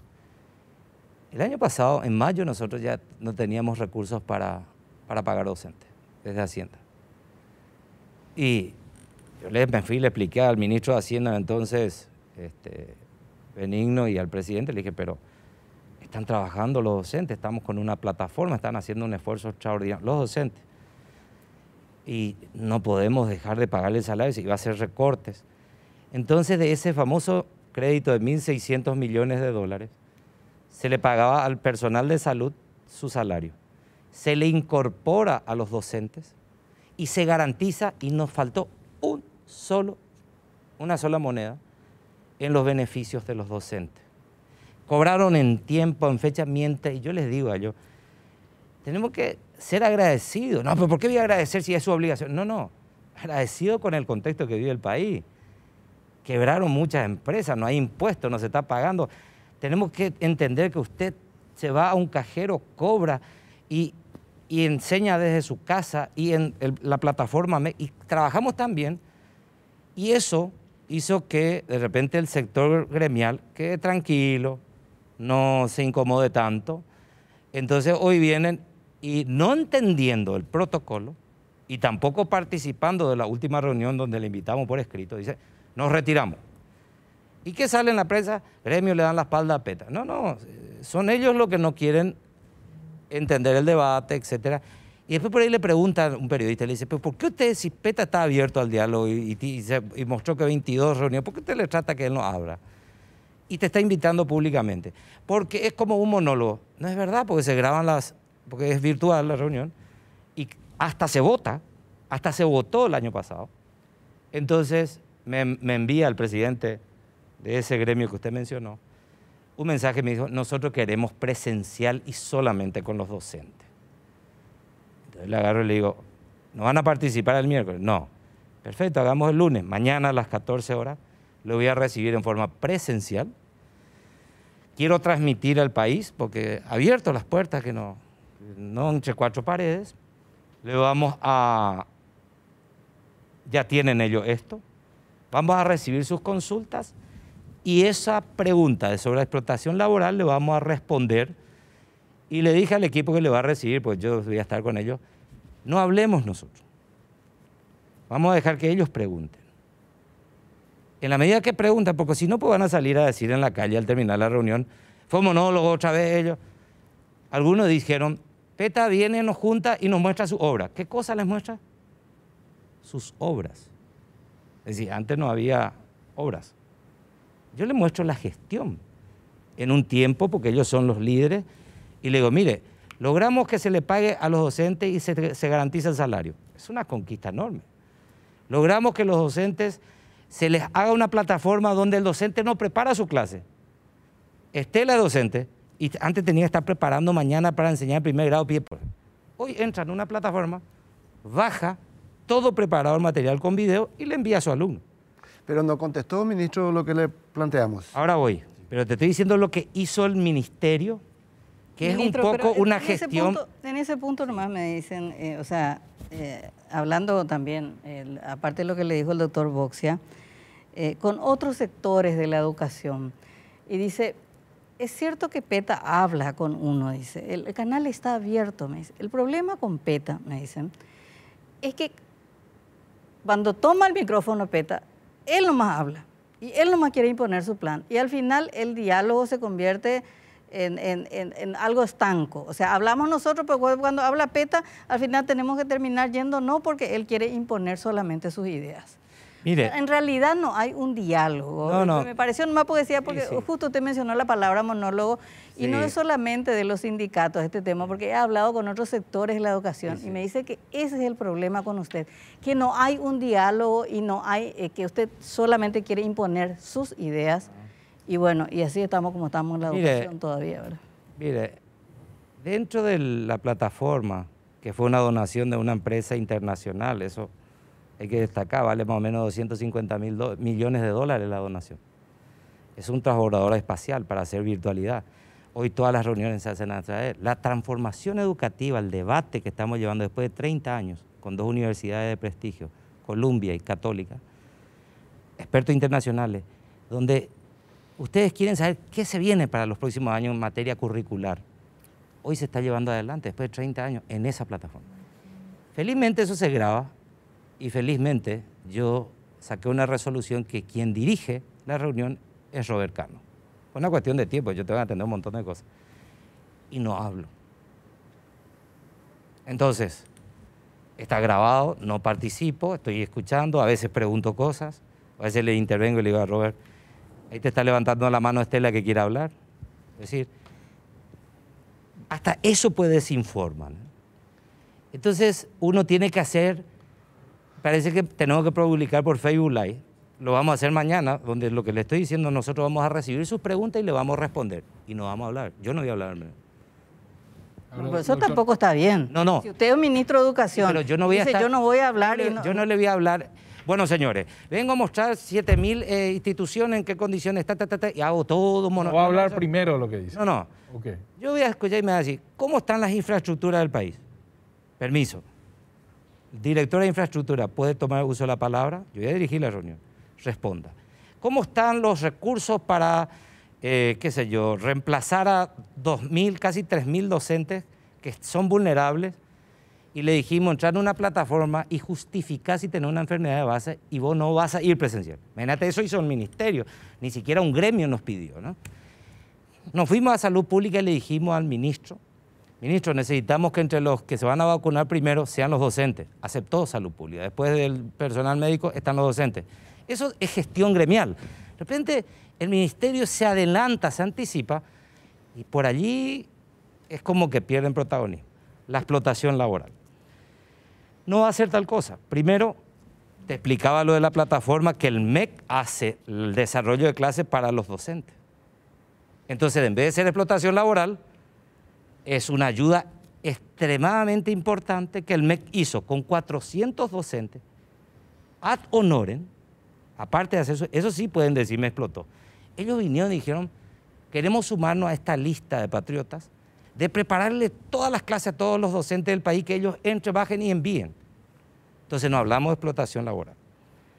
Segundo punto, cuando vamos a hacer una burbuja, por ejemplo, 15 alumnos en el interior, te voy a dar el 82% de las zonas rurales que hablamos hoy, doctor Boxia, tienen menos de 15 alumnos por aula.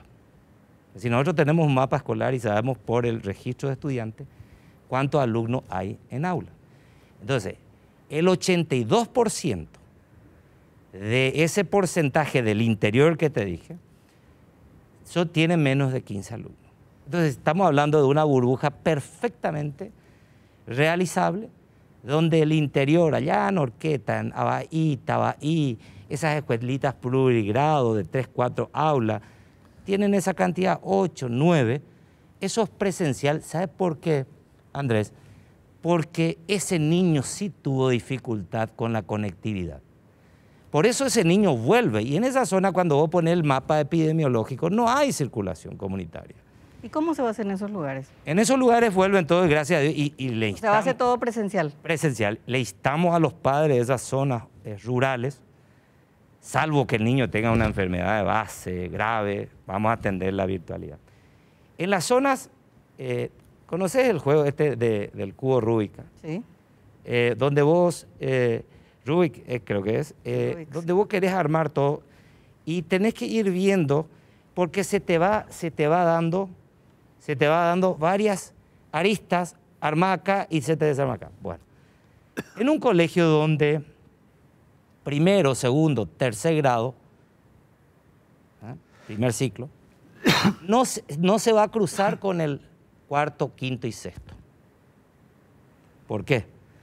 Porque 2 días, estoy hablando ya en las zonas urbanas, donde supera ese número de 15, tenemos 2 burbujas, entonces no se va a cruzar.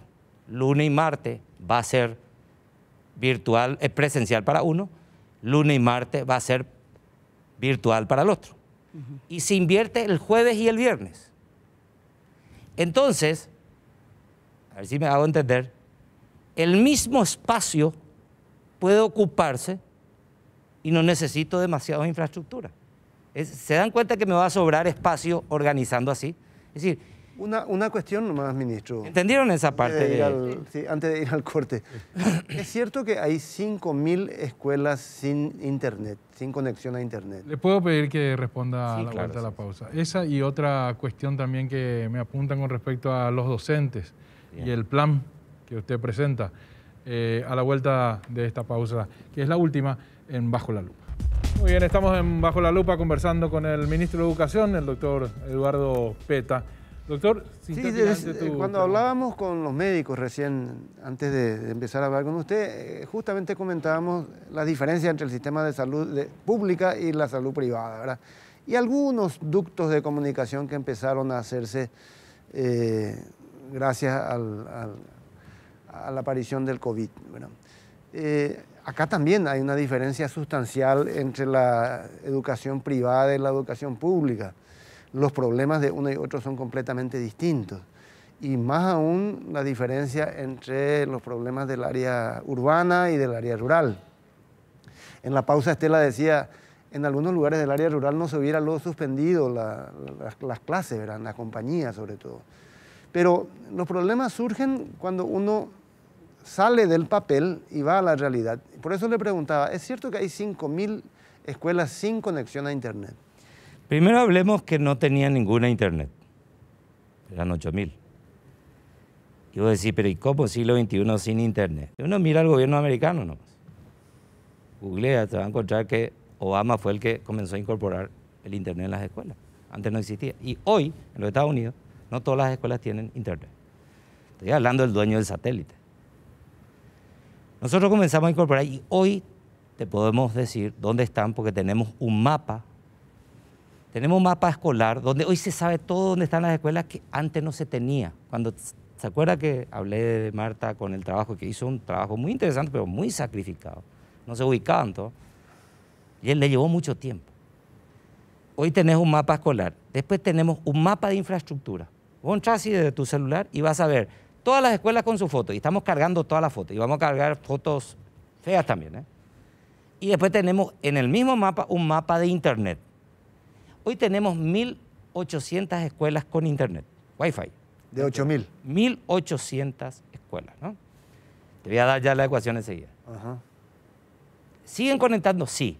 Este año vamos a terminar de conectar, que es nuestro contrato, 2.500. 2.500. Luego se le pasó al aparecer MITICS, como ministerio, se le pasó esas atribuciones a ellos.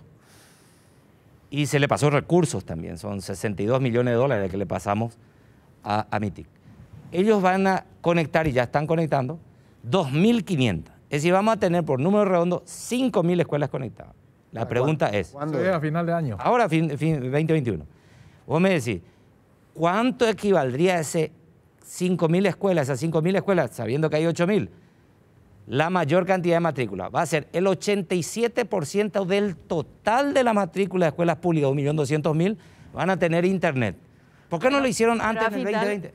Claro. ¿Entendés? Eso, no, antes del 2020 empezamos a conectar.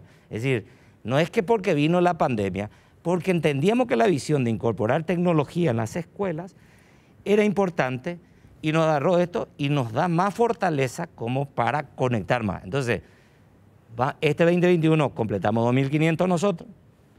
MITIC tiene el contrato ya y va a conectar 2.500. ¿Cuánto va equivalente a eso en matrícula? 87% del total. Pero eso para finales del 2021 recién. Sí, señora, pero no importa si no teníamos nada. Entonces, ¿qué pasa? No es que por la pandemia vos tenés que conectar. No, antes de la pandemia ya veníamos conectando. Bueno, pero la pandemia pues nos obligó, sí. Como decía una vez un docente que nos decía, bueno, nos empujaron al agua. Sí.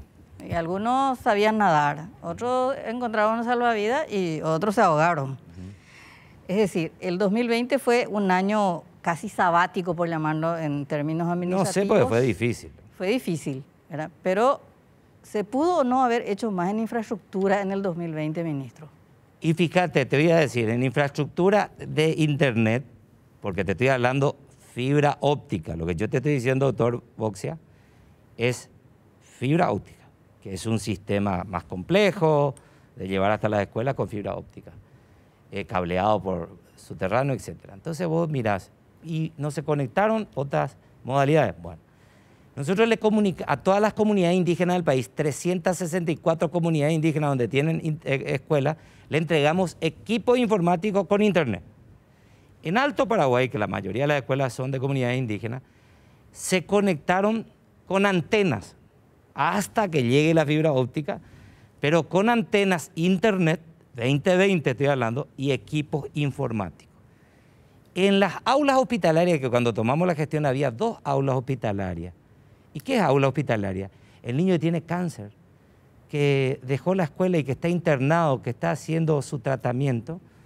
Hoy tenemos 13 y vamos 2 más ahora, 15 aulas hospitalarias en distintos hospitales donde le proveímos de internet con un equipo informático y él se comunica y tiene el contenido para aprender y se comunica con su profe a través de una plataforma y esa, y el doctor Boxia del área conoce, ese contacto con su segunda mamá es muy importante para que suba sus defensas. Es decir, es ese encuentro y que la pandemia nos separó, porque no puede ir el docente a llevarle COVID y terminar con un niño que está internado con cáncer. Entonces dotamos de eso.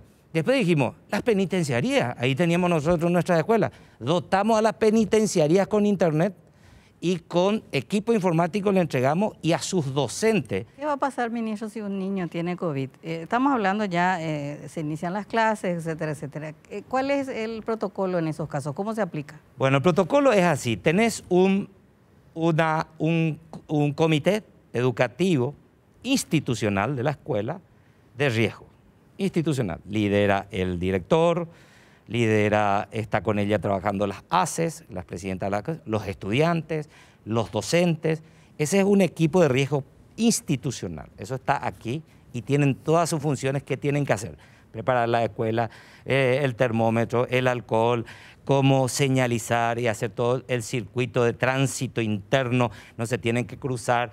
¿Cuál es el lugar donde no está clausurado? ¿Dónde va a estar el lugar que un niño dio positivo y yo le tengo que hacer? ¿Cómo tengo que tratar? Yo no le puedo estar tocando a ese niño si me da temperatura. Pero hay a veces de que el termómetro no es determinante, lo dicen los médicos, porque puede ser asintomático, puede tener otros síntomas y no precisamente temperatura. ¿Cómo se trata? ¿A quién se comunica? Todo está escrito. Ya bajada de línea con los directores, ellos tienen el comité institucional de riesgo educativo y institucional. Hay otro comité que es el distrital, donde está el intendente, todas las escuelas de ese distrito, están un comité regional de riesgo con el centro de salud, el hospital, todos integran eso. Esto lo hicimos en salud pública y la orden para ellos también es eso. ¿En qué caso se cierra una escuela? Entonces, ¿qué pasa? O sea, hay un contagio. Se activa el protocolo que está aquí, en donde dio positivo el alumno o dio positivo el docente, toda esa aula queda en cuarentena. Como tenemos registrado que la alumna está en la escuela y el docente Boxia está en la escuela, porque tenemos registrado, hay una plataforma, esa plataforma está conectada con salud. Esa plataforma le va a activar a salud para saber que Estela dio positivo alumna, y Boxia probablemente, como estaba en el mismo lugar, pudo haber. Ahí se va todo un equipo para los hisopados y el seguimiento de ese grupo de contagio. Y yo no quiero hablar así. Vamos a tener probablemente contagio. Mazzolini y Maduro me decía, Eduardo, habla con la realidad. Va a haber contagio. Claro que sí va a haber. ¿Entendés? Entonces, Claro. no digas que no va a haber ni va a haber y posibilidad. Y bueno, a mí me cuesta asimilar, no es que yo sea irresponsable, no quería asimilar, hay una cosa, es el que no deseo que haya contagio. Entonces lo que tenemos que hacer es juntarnos. Ese comité de riesgo, eso está activado hoy, están limpiando las escuelas. Yo les felicito a todos los directores del país, porque tengo que agradecerles a todos los docentes. Miren las páginas del MED donde están impecables las escuelas, un trabajo extraordinario. Seguimos limpiando y seguimos invirtiendo. Pero ¿cómo se va a dar? El 2 empieza las clases, comienza el año lectivo. Entonces, en esta escuela, el comité de riesgo institucional liderado por la directora, mira, dice, hay alcohol, hay termómetro, el 2. Hay baño limpio. ¿Cómo estamos, profes? ¿Estamos todo bien? Se abre. El 2, comité de riesgo dice, no tenemos el alcohol, no llegó el tapaboca, porque tenemos 350.000 tapabocas ahora que estamos distribuyendo, para ese niño que no trajo, que se olvidó y no le va a mandar de vuelta a su casa. Entonces, el EAR dice, no, acá no vamos a activar. No se abre esa escuela. Esas atribuciones tienen aquí establecido hasta que llegue todos esos elementos, pero el año lectivo está en forma virtual, corriendo desde el 2. Ministro, disculpe. Con respecto a lo que preguntaste, yo tuve oportunidad de leer partes del protocolo, por supuesto no todo, por lo que se ha publicado en los diarios.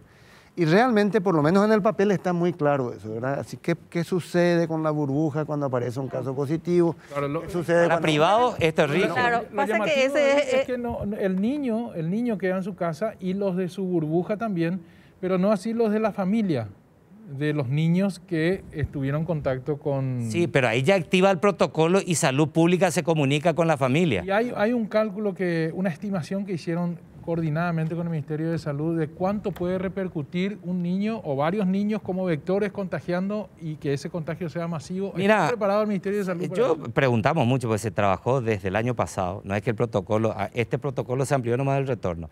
Este ya estaba en noviembre del año pasado. ¿Le dicen que hizo ustedes del Ministerio unilateralmente? Dijeron los docentes que no quisieron ir al... No, porque voy a mentir, ¿sabes por qué? Porque acá están todos los nombres. retiraron de la Tiguazú porque dicen que pero el protocolo sanitario pues van a hacer los gremios. Nosotros apenas estamos opinando, ahí están los médicos, todos los expertos de... Acá preguntan... Está UNICEF, están gente de UNICEF.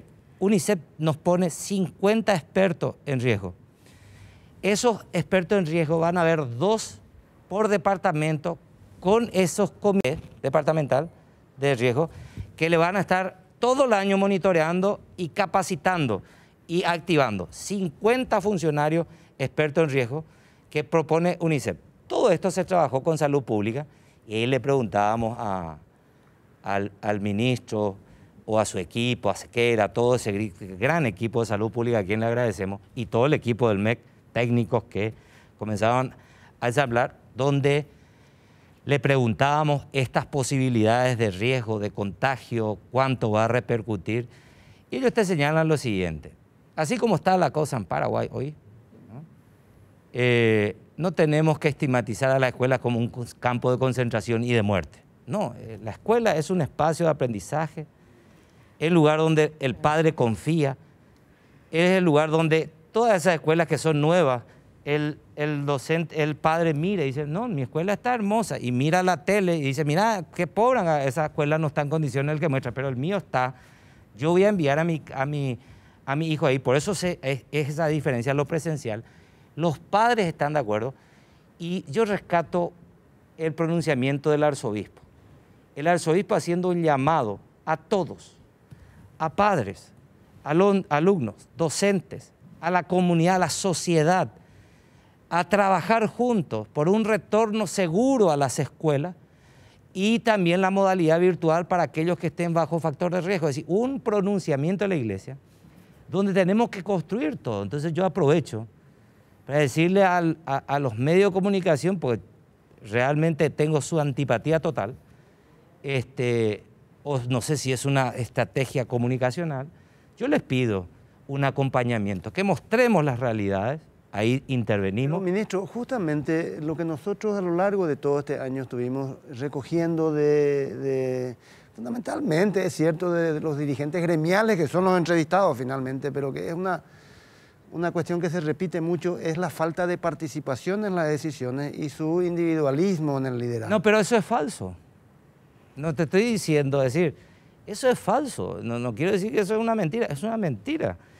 ¿Vos sabés cuando había conflicto entre los sectores? Acá, por ejemplo, me pasaron un dato, ministro, nomás me dice, el ministro habla de la niñez, pero él le bloquea $12 millones de un programa para el Ministerio de la Niñez, me dice. No, yo no bloqueo, yo les voy a entregar todo construido, ya están terminados, es un programa de la niñez, donde todo el Ministerio de la Niñez tiene obras llave en mano, porque esto es un liderazgo que tiene la primera dama, que nos juntó a salud, a niñez, y nos juntó a educación. La primera dama no forma parte del esquema institucional de la República. Sí, pero ella lidera las reuniones, donde vos tenés esa cohesión de los ministerios, donde le decimos a la niñez, por eso hablé hoy de los 3 ministerios, le decimos, aquí están los espacios de desarrollo infantil que ya están terminados, se están terminando y equipando, todo equipado.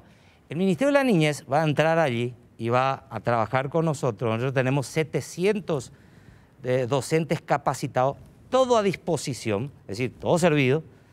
Entonces, armar todo un plan que se armó en conjunto implica actores, gente capacitada, infraestructura. Eso todo provee el MEC. Salud Pública va a proveer de los médicos y todo lo que sea la estrategia, la niñez. Entonces, es un comentario fuera de lugar porque no es verdad, ¿no? Ministro, Una última preguntita, que no tiene nada que ver con educación. Apelando a su poder de síntesis porque estamos sin tiempo. No tiene poder de síntesis. No, por eso apelo al poder de síntesis del ministro porque tenemos 30 Están segundos. dando la razón a los gremios. No, es que está ministro, una estrategia comunicacional, él habla. ¿Qué opinas de lo que sucedió anoche con Villamayor? Saltamos violentamente, pero después quiero dar un mensaje así. No, pero quiero saber. Yo no, le soy sincero, yo rechazo todo tipo de violencia, ¿no? Podemos hablar de que está justificado con todos los escándalos, de esto, aquello que dice la gente, que se produjo, su posición, su exposición ante el Congreso, creo que ha sido suficientemente indagado sobre el tema PDVSA. Podemos tener opinión, podemos disentir con él. Eso no te da derecho a que yo tenga que violentarte, ¿no? Sea Juan Ernesto, sea Óscar González Daer, sea Efraín Alegre, sea cualquier ciudadano, no se puede violentar. Querés hacer scratch, a mí me hicieron 1000 veces, yo soy el rey. El rey a mí me hacen, ahí los docentes vienen, ponen las computadoras de oro que finalmente por primera vez todos los equipos, los bachilleratos técnicos en informática están equipados. Vinieron a ponerme así, computadora oro, peta. 998 preguntas quedaron en el tintero, doctor. Me prometo volver próximamente. Yo les pido una cosa, pero esto no es publinota ni nada porque no tenemos plata. Le voy a decir una cosa, este es el compromiso que pide la Iglesia y que pide el Ministerio de Educación. Vamos a poner todas las escuelas que faltan y yo te voy a decir, mañana me voy a esa escuela y mañana voy a traer la noticia que le dimos recursos y vamos a poner en condiciones las escuelas. Pero necesitamos sumar todo, se trata de nuestros hijos. Habla mucho de Iglesia, yo apelo a la frase de Santo Tomás, digo, ver para creer. Vamos a esperar que empiecen las clases y vamos a ver cómo están las escuelas con sus condiciones. Sí, ministro, muchísimas gracias. Al contrario, a usted. Gracias por venir, ministro. Estela, Alfredo, dentro de 7 Buenas noches. Gracias por estar ahí. Gracias. Nos vemos.